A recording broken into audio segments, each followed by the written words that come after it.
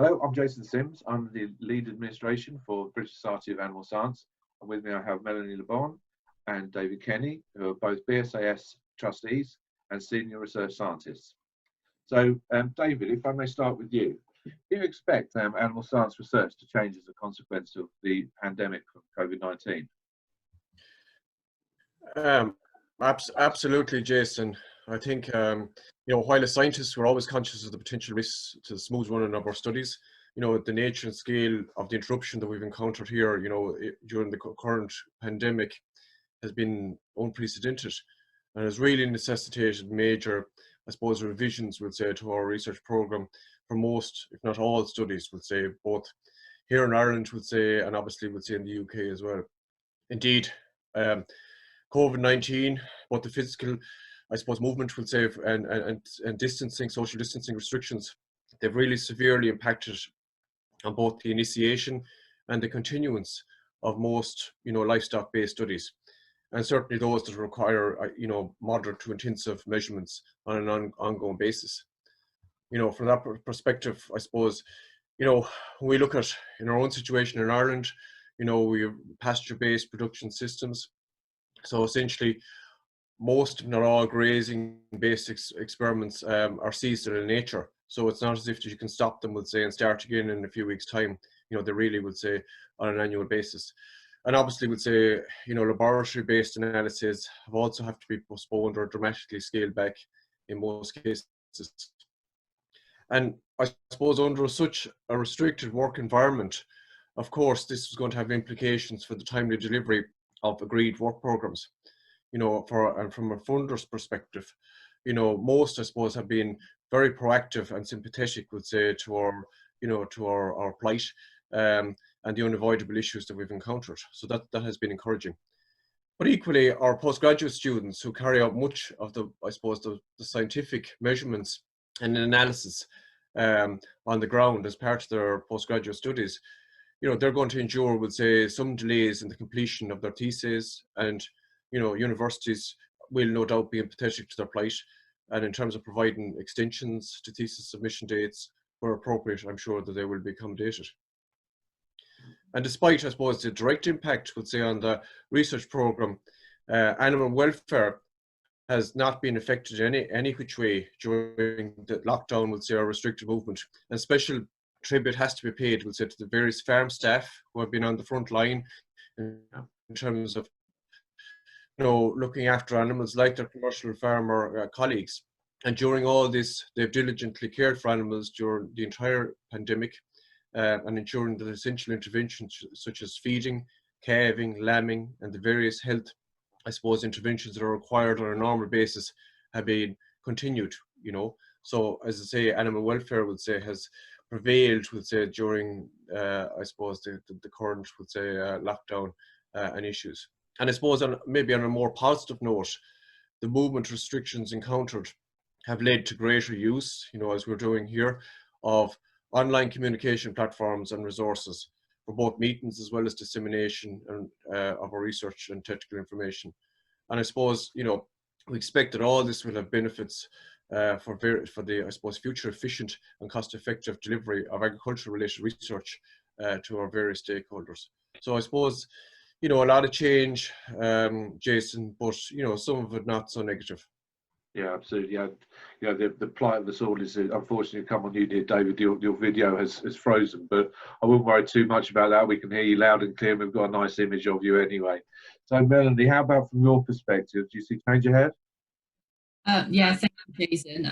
I think I will, I echo everything that David has just said, and if we think more widely at the role of animals in the societies, whether they are essential in maintaining the food chain supply, provide us with companionship, or how we share our environment in the wildlife around us, with the wildlife around us.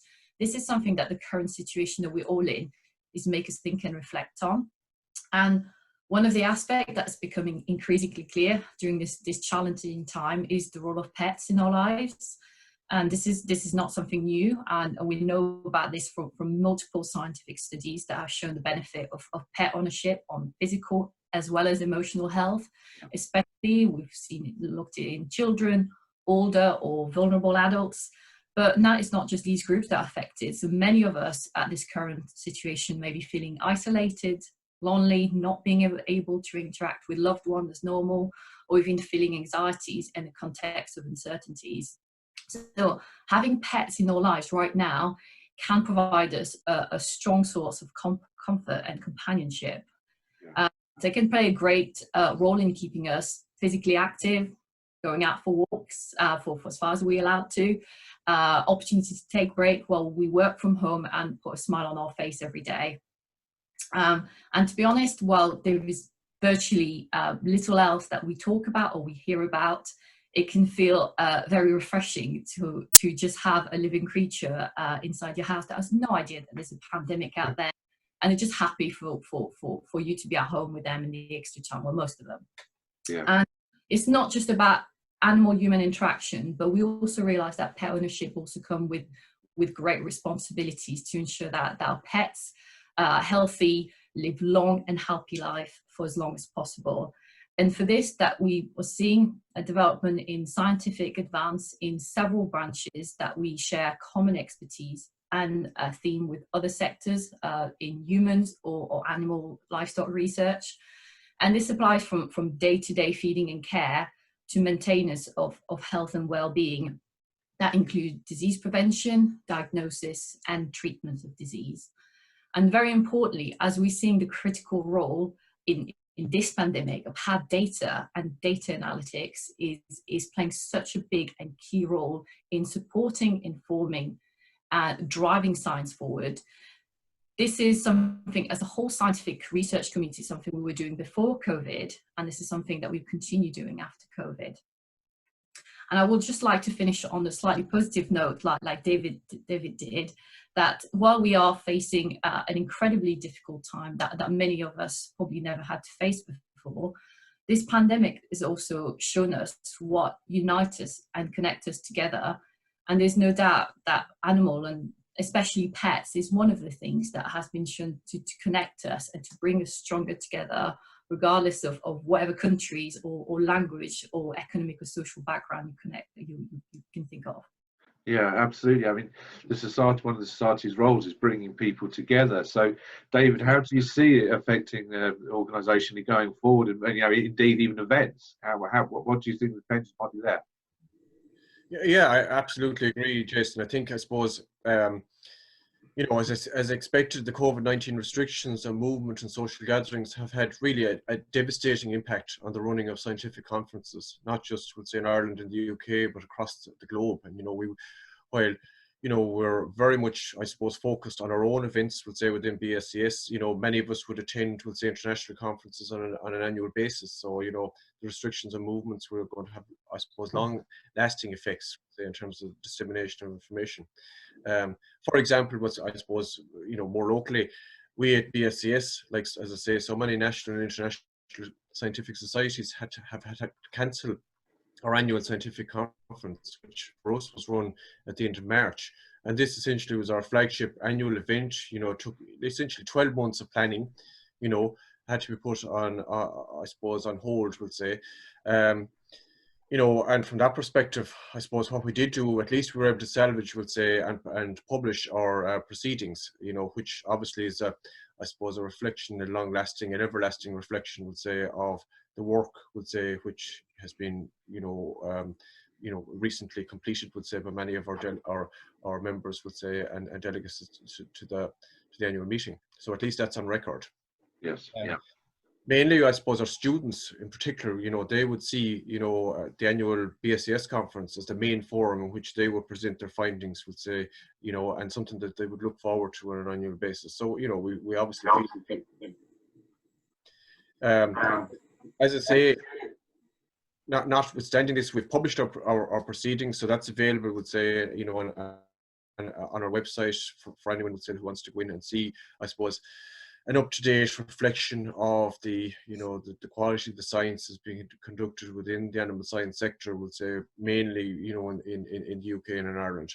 And we're also actively planning, would say, for our conference in 2021, which is going to be held in Belfast in April of next year, and that's something that we're all very much excited about. But obviously, you know, I think future planning, as I mentioned earlier, would say, you know, it's going to no doubt evolve, you know, and we're going to have to more widely embrace, we'll say, information technology and online communication platforms, such as webinars and live streaming of scientific sessions. And this is something at BSCS that we've been thinking and planning for a while now at this stage. But I suppose, notwithstanding that, for scientists, there's no real substitute, I suppose, for the social interaction experience at an international conference. And that's why, you know, we hope to, I suppose, even ramp up, let's say, the social element, we'll say, of our annual conference next year in Belfast. Yeah, absolutely. I mean, as you say, conferences is as much about the networking as they are about the learning, but there must have been a huge disappointment there, particularly amongst the students. I mean, what can the Early Careers Council, or those that are in the early part of their career, expect from BSAS, Melanie? Yeah, I think for early career members of societies, this must be quite a scary, unpredictable time, maybe wherever you are in your early career. And BSS for many years now has supported its member from, you know, school and undergraduate degrees right up, you know, through PhDs, postgrad, and also there in the early years of their professional career, whether they are in academia or industry. So while the world around you might be feeling like outside of your control, and you might be feeling very unsure, maybe scared about what the future holds ahead for you as you're just about to go into the world and explore.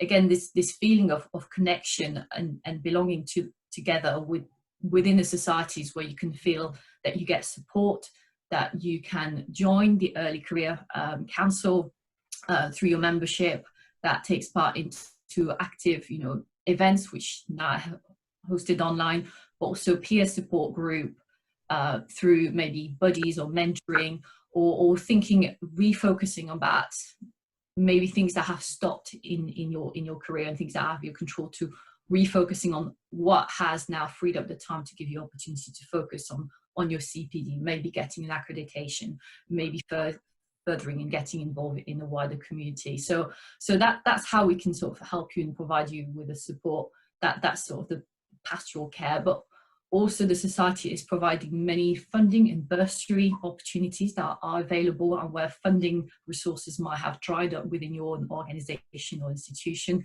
you might be looking at for external sources of funding. And BSS is very strongly committed to continue to support when the restriction and the bans and the travel are safe to resume, so to give you opportunities to use these funding opportunities for you to develop your career and travel or attend conferences. Terrific. Well, thank you both very much indeed for your insights on that. I think it's clear that while there are challenging times at the moment, there's a future out there, and British Society of Animal Science will be supporting the animal science sector fully, no matter what stage of your career you're at. So again, thank you both very much indeed for your time, and I wish you all the best. Stay well, stay safe. Thank you very much. Thank you.